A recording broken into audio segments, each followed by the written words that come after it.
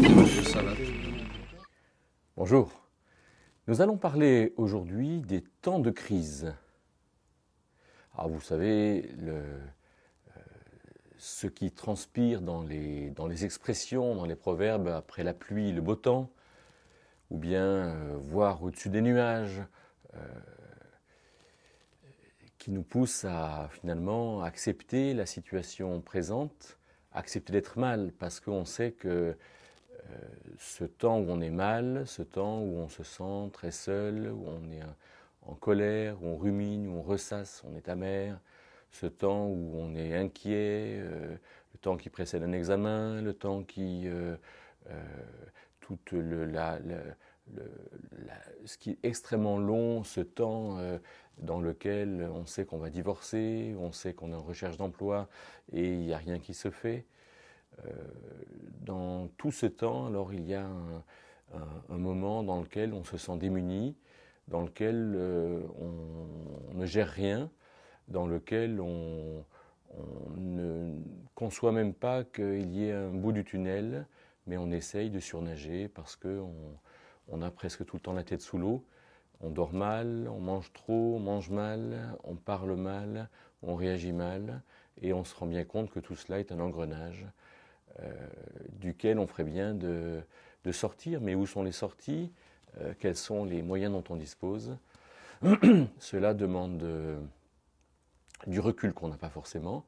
Et de fait, ça vaut peut-être la peine d'y réfléchir avant que ce temps de crise ne vienne un jour. Alors il me semble que pour parler de ce temps de crise, peut-être le meilleur exemple est celui du Seigneur Jésus quand il va à Gethsémanée et qu'il est face à la croix.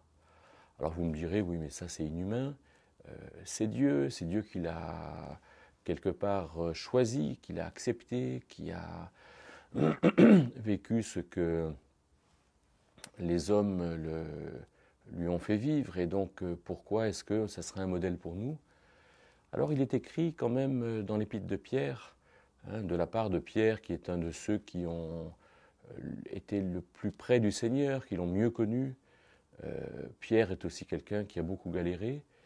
Et donc Pierre dit en 1 Pierre 2, 21, « Christ a souffert, nous laissant un modèle afin que nous suivions ses traces. » Donc il y a quand même beaucoup de choses à retenir de l'exemple du Seigneur, même si tout n'est pas à retenir. Nous n'avons pas, nous, à nous faire crucifier, à expier les fautes des autres. Nous n'avons pas les mêmes potentialités, nous ne connaissons pas les choses à l'avance, nous sommes des créatures et non pas le Créateur. Mais néanmoins, Jésus étant parfaitement homme, alors il nous montre quelque chose, à mon sens, de simple et d'accessible. Et je vous propose de considérer dans l'Évangile selon Luc, les versets au chapitre 22, les versets 42 et suivants, qui montrent comment le Seigneur Jésus fait dans ce temps extrême de crise. Alors, ce qu'on voit en premier, c'est après avoir dit à ses disciples de prier pour qu'ils n'entrent pas en tentation, pour qu'ils ne se laissent pas aller ou avoir, alors il s'éloigne d'un jet de pierre. Donc un jet de pierre, ça fait quoi? Ça fait 50 mètres.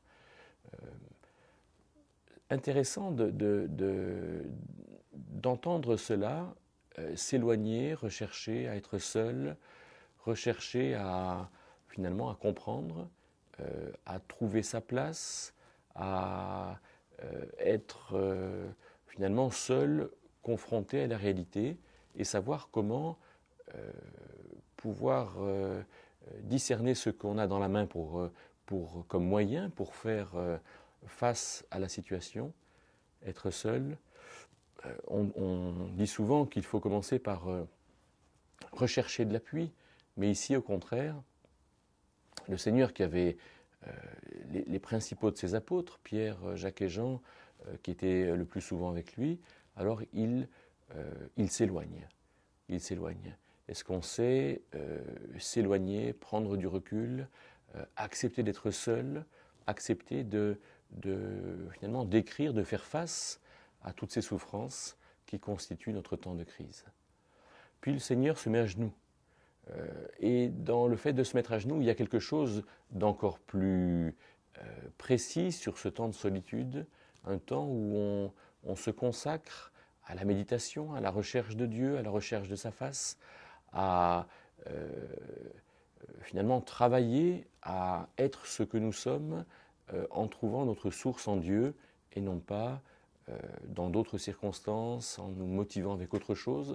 Non, c'est Dieu, c'est ce face-à-face avec Dieu qui fait qu'on sait réellement ce qu'on est et ce qu'on doit faire. Ensuite, on voit le Seigneur Jésus prier. Donc, premièrement, il s'éloigne, il est seul, il est à genoux. Deuxièmement, il prie, et dans sa prière, on note deux choses. La première chose, c'est, il dit, si tu voulais faire passer loin de moi cette coupe, c'est-à-dire qu'il exprime sa crainte, sa peur, son dégoût de ce qui va lui arriver. Il sait ce qui va lui arriver, et je pense que si on savait qu'on allait être crucifié, on comprendrait tout ce qui a pu se passer chez le Seigneur, de combat intérieur et d'expression, si tu voulais faire passer cette coupe loin de moi. Exprimer la timidité, exprimer la solitude, exprimer l'absence de moyens, exprimer tout ce que nous vivons dans ce temps de crise. Savoir se connaître et se faire connaître à Dieu dans ce que nous vivons. Et puis une deuxième chose dans sa prière, c'est que ce ne soit pas ma volonté mais la tienne. Et donc pour nous, rechercher la volonté de Dieu, être disponible, exprimer notre disponibilité complète pour que Dieu nous révèle ce que nous avons à connaître, ce que nous avons à faire et ce que nous sommes aussi. Être non seulement dans la recherche de la présence de Dieu, mais aussi dans tout le sens que Dieu donne à cette circonstance et dans toute la recherche de l'écoute de ce que Dieu a à nous dire. Premièrement, donc, le Seigneur s'isole. Deuxièmement, il prie. Et troisièmement, alors, on entend qu'un ange du ciel lui apparaît, le fortifiant. Alors, c'est une troisième chose très importante. Je m'éloigne, donc je recherche à faire face à cette souffrance. J'exprime ce que j'ai exprimé. Et là, il y a un événement, il y a quelque chose dans lequel Dieu, lui aussi, exprime. Alors là, c'est un ange du ciel.